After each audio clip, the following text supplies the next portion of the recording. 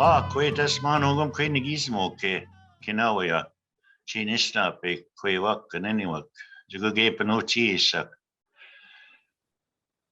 Itas nogum we doesn't nogum iwe gamini guzimin iwe paginanik unakinigewin jugumina gigikwewin jugumina zichigewninan miwe anis kaike tuat meuza chinista pe juguge tambiaginak nomageape doesn't miwe pimatiziwin. I'd like to say good morning to each and every one of you, all survivors, leadership, all participants. It gives me a great honor to be before you and give you a presentation in regards to our process, our GPR, which we have went through within our First Nations community of Kisakos. The process we used as a First Nations community is very unique. And the most important part within our unique process is we have a lot of ceremonies. As I begin my presentation, I'd like to give a message to the youth in regards to the inherent right, in regards to our culture, our traditions, and our customs. The inherent right is our identity. There's two inherent rights processes going on in Canada. There's the inherent right policy of the federal government, which they control and direct.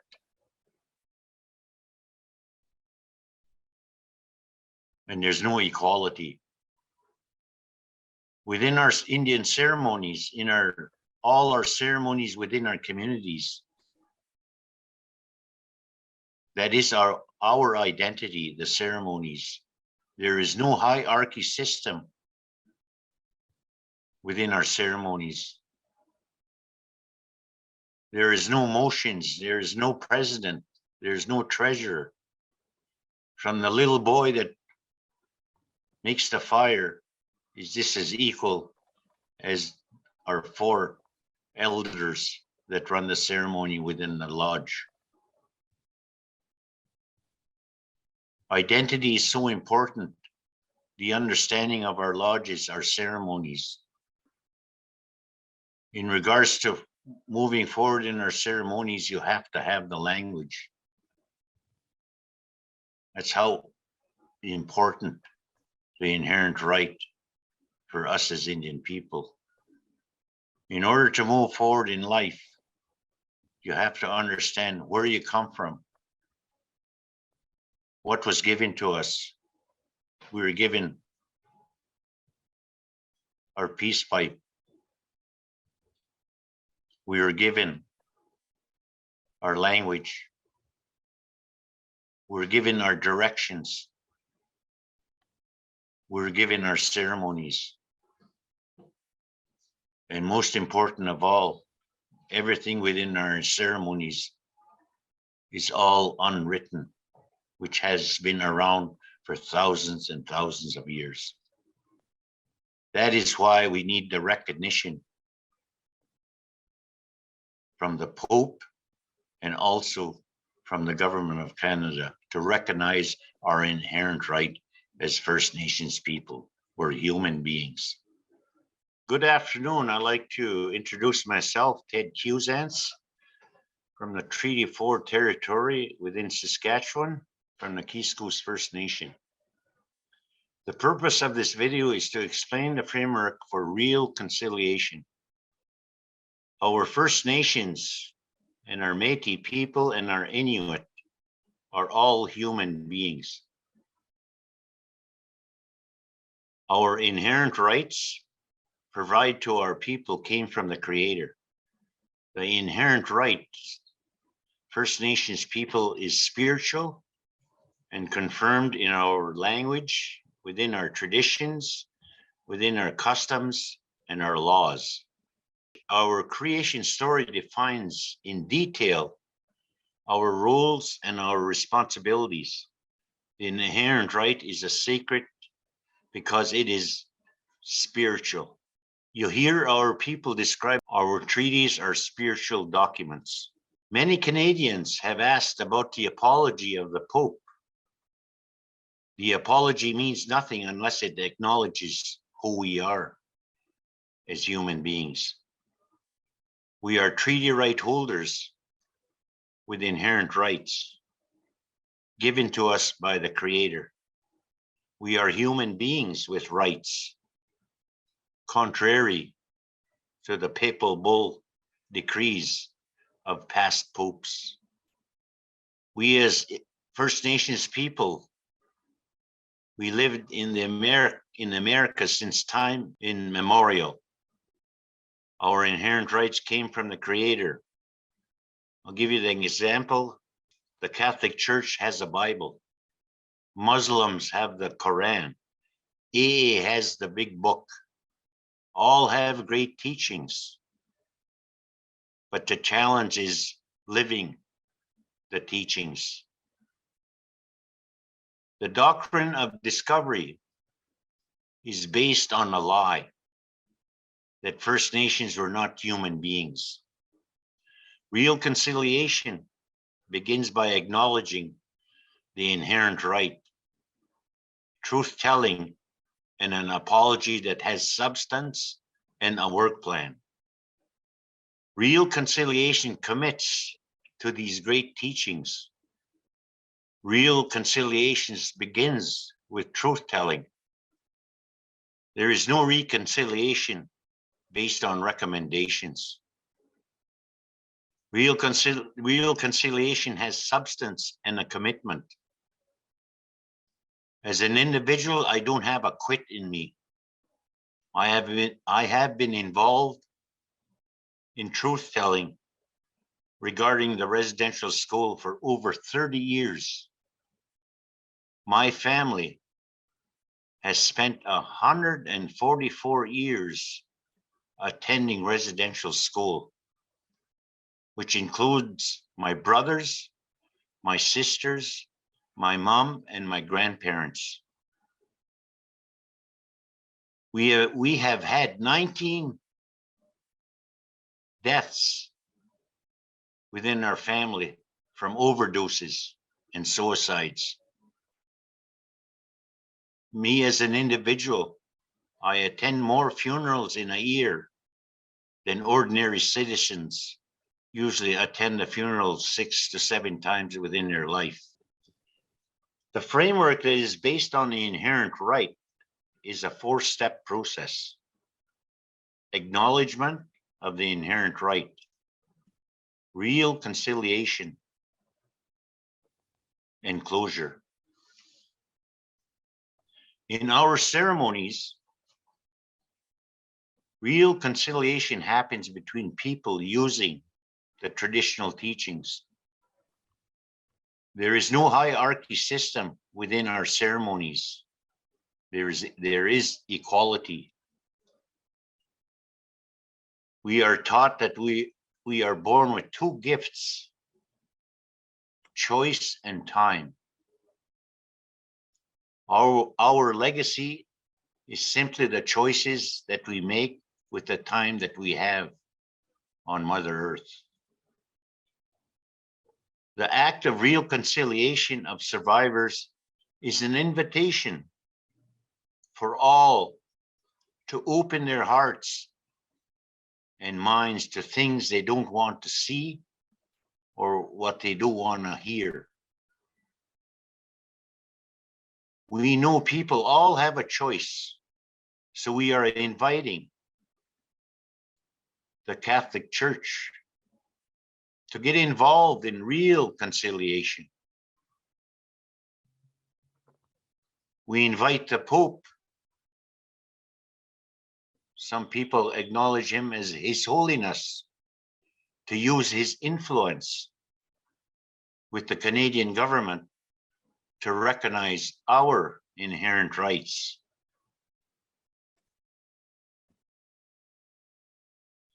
I ask these questions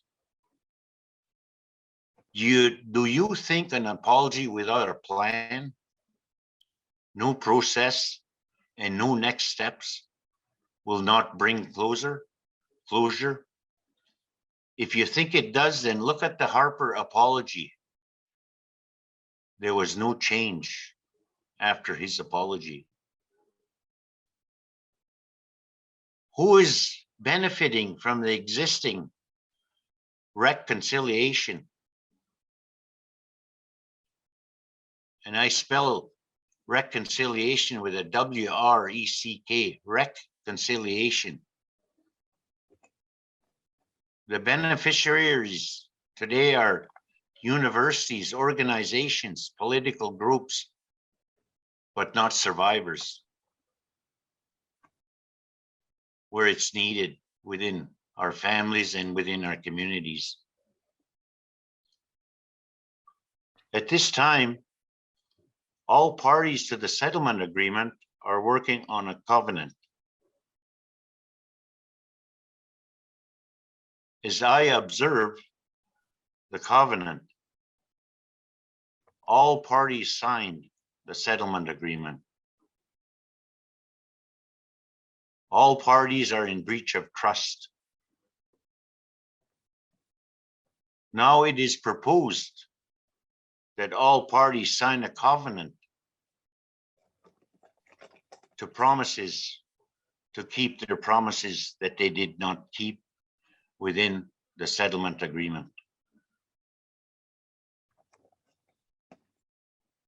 I also have a survivor chart prepared by the National Residential School Survivors Society that describes in detail these breaches of trust.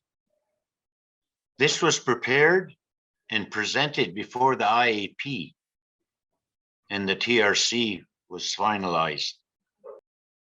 This information was presented to the First Nations Assistee Deputy Minister, which was a First Nations lady, and Mr. Bob Watts, who was a former Chief of Staff of the AFN. Both were our people who helped set up the TRC. The harm inflicted on survivors was because they did not listen. Survivors presented these issues to the panel of judges in Toronto, who oversaw the process and the implementation of the settlement agreement, but the harm continued. Survivors presented to those that oversaw the IAP. We presented a survivor chart to lawyers.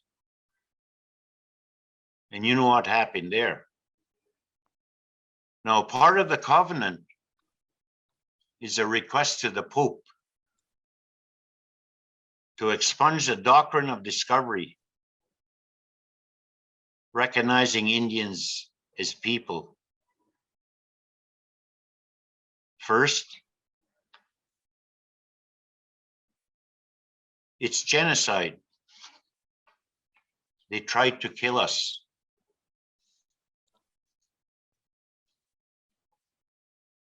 And then it was to colonize us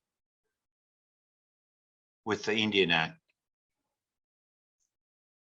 I like to report that many of our people are colonized.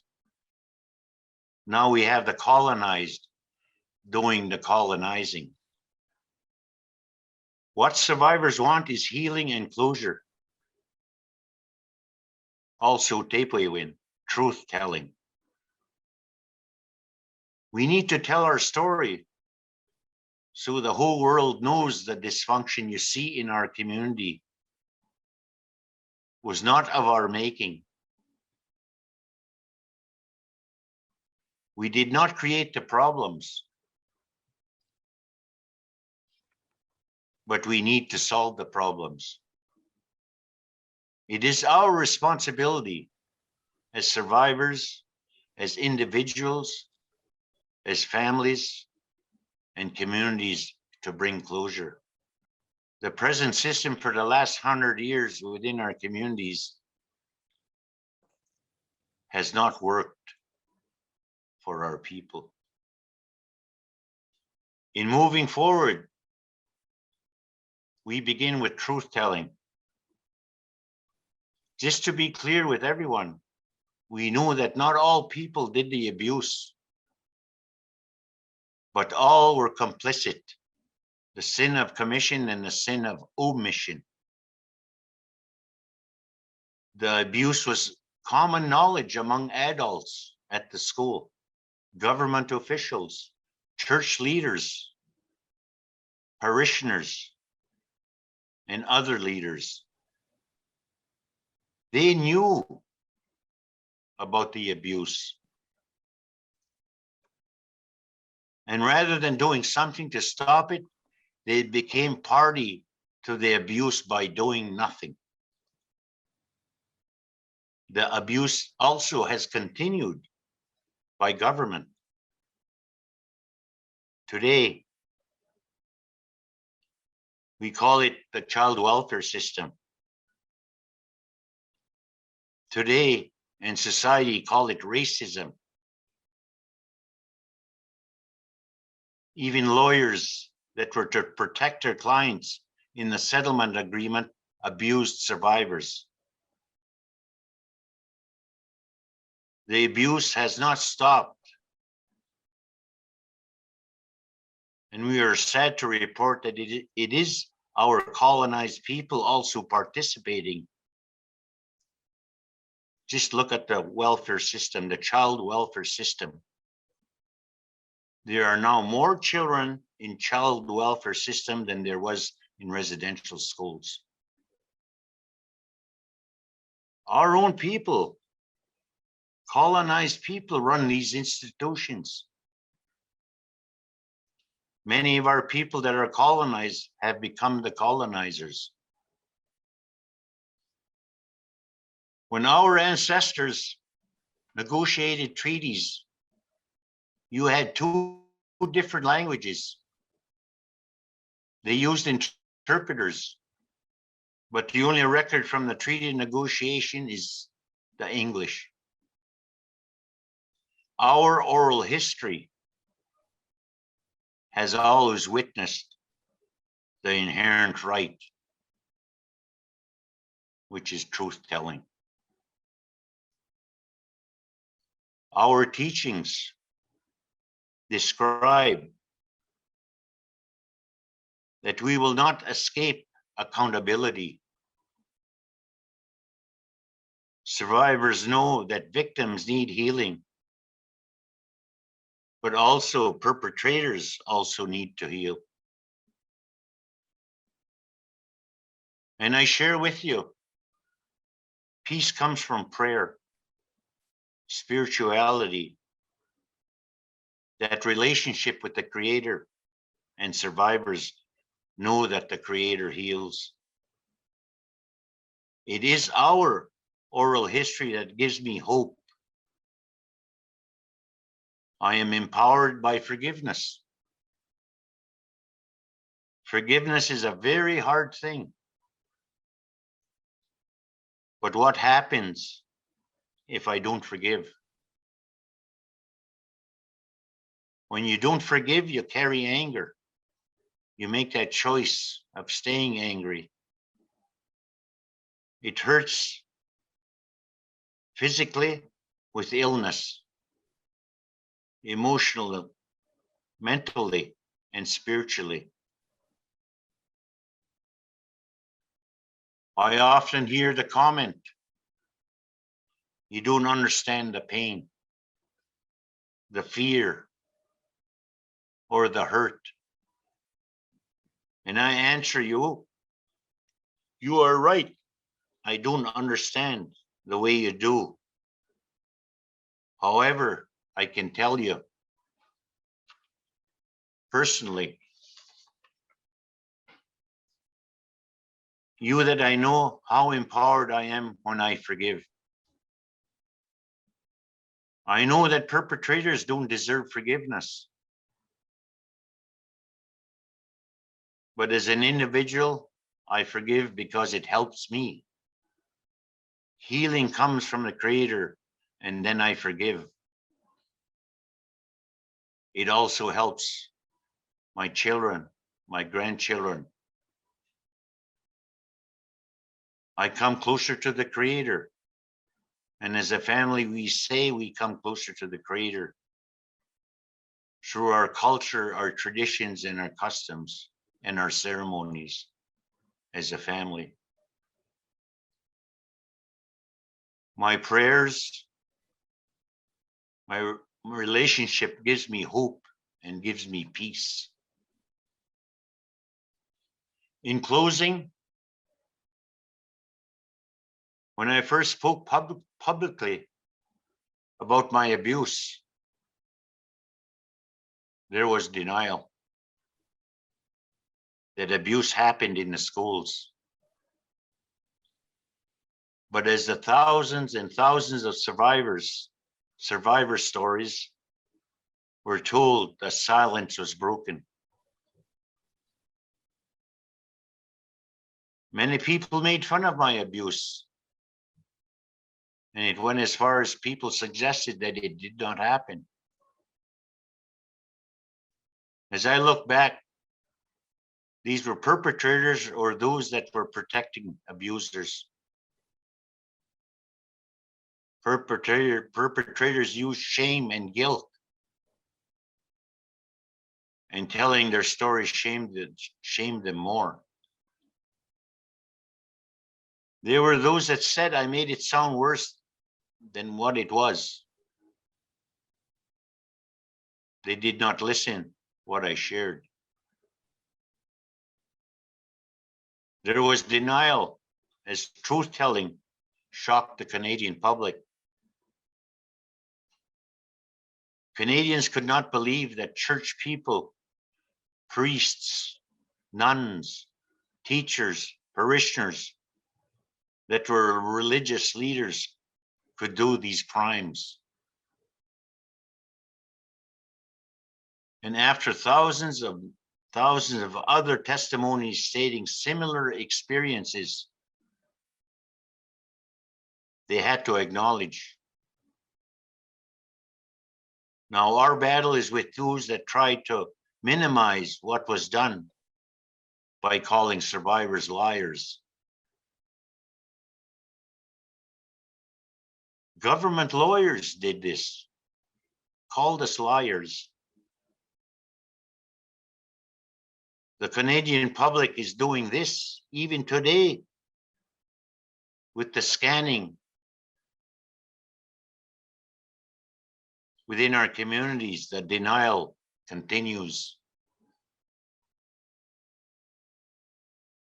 It is very hard to believe that these residential schools are crime scenes. This is the same challenge of missing and murdered women and young girls in the GPR. And I say to everyone, every child matters. But the Canadian public is still denying of what we're experiencing within our communities. Truth telling is necessary for victims. They need healing. Perpetrators also need healing because they also have a story. That's why they are perpetrators. Truth telling helps families to deal with this abuse. And those that maintain the system need healing. That is why we call for real conciliation. With that, I close and thank you very much.